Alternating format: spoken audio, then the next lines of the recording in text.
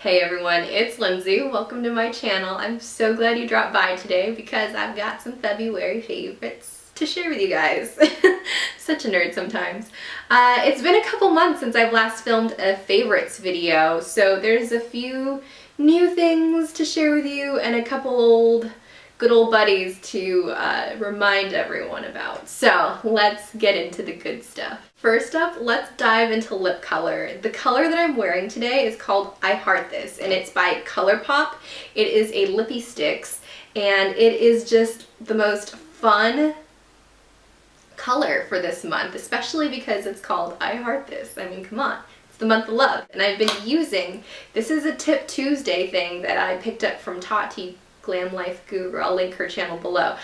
She suggested using a angled liner brush to apply lipstick, especially for bold colors like this, and I really think that is a great idea, and it has been working so well for me, especially with this color because it's so bright and bold and helps give me that like precise, especially like precise line where I need it, like on the upper lip. You know what I mean? I did notice on Valentine's Day when I did rock this color that like it wore off like down to like just the outline of the lip, which looked kind of like not so attractive.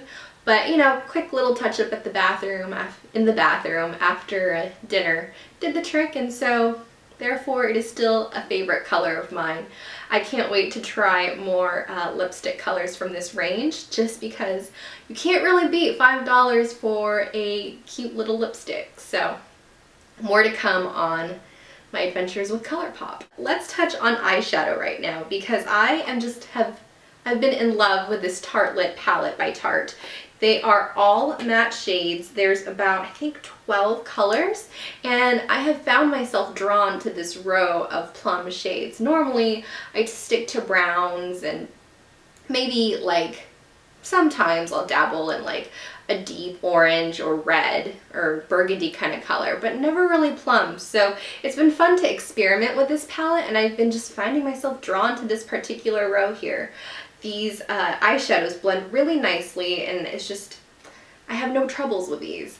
I used to really like the Lorac Pro palettes, but I got like a really bad reaction on my eyelids, and they would get super itchy and just scratchy, I mean, and it would just, it would be not pleasant. They would get a little red and it would get dry, and it's just such a shame because those were my favorite palettes. So this has been a good alternative to that for me. Speaking of skin, let's dive into some Kiehl's products. I'm not quite sure if I've shared these in a favorites video before, but I have really been enjoying this Midnight Recovery Concentrate.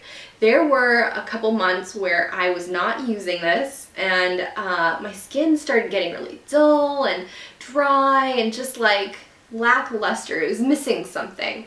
So couple that with drinking a lot more water and using this before bed, it has made a world of difference. I have just been really enjoying this. I highly suggest picking up a sample from the Kiehl store if you're curious. I mean, it doesn't cost anything at all, and you'll get to try a new product. It does have a lavender scent to it, so it's really calming right before bed to use this.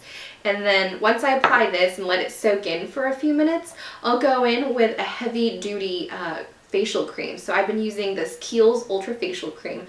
I've been using this for years, and it's been really helping with some of my dry patches. For some reason this particular season I've had really dry skin, so I've been using this cream, using this oil or serum, and also been putting my my Clarisonic Mia 2 to work every, like maybe twice a week. I'll use that just to kind of slough off that dead skin. So that has been really helping. If you've been battling with dry skin, I would highly suggest maybe looking into some Kiehl's products. Next up, let's talk about base. I really haven't been gravitating toward my medium coverage type of foundations. I've really been wanting to go for like a light type of coverage, yet get some SPF and protect the skin. So I've gone back and revisited this Miracle Skin Transformer for the face with SPF 20. It says that it is a 5-in-1 tinted skin enhancer. It says that it's got a hydrating base, it's lightweight, provides luminous coverage. And yeah, I mean, it's just been a really nice lightweight formula, and it gives me more of just like an even skin tone, but that's basically it. I kind of would compare it to almost like a BB cream. It can get a little too slick on the skin if you apply too much, so a little of this goes a long way, and I highly recommend this. I used to use this like a few years ago, but I just kind of stopped because it got a little too expensive, and I don't know if they've lowered the price, but it doesn't seem like it cost as much as it used to. So it's been nice revisiting this. Another thing I revisited this month is the Hourglass Ambient Lighting Palette.